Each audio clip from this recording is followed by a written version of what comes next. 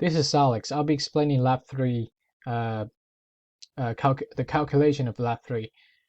In this experiment, it's said lifting the coin is the same as an airplane's wing cutting through air to create a pressure difference in order to lift the plane up. So we can use Bernoulli's equation to find delta P. The reason why we have to find delta P is because look at this FBD.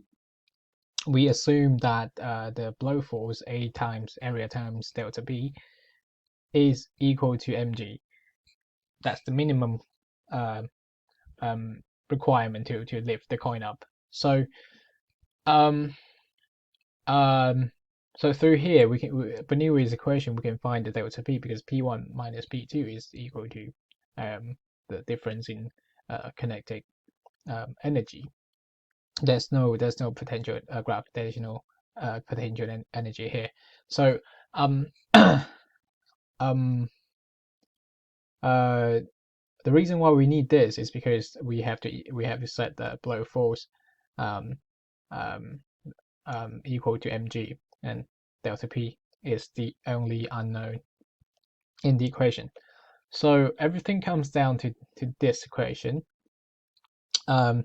We can through the rearrangement we can find the minimum velocity needed in order to lift the coin up.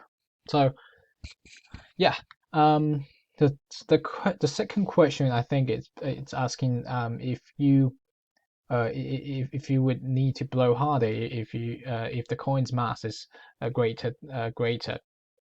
Um, I think yes, you would need to, but it also depends because if everything else stays the same, right, and the m becomes bigger, it would cause this it would cause the mg, this part of the equation, a bit greater than this one, and the coin wouldn't be lifted up in the air and jump into the cup.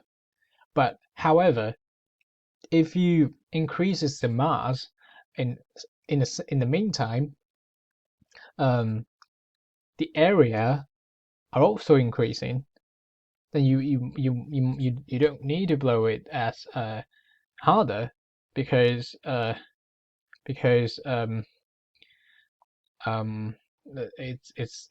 a simple algebra. If you increases this and this at the same time, the equation would still be true.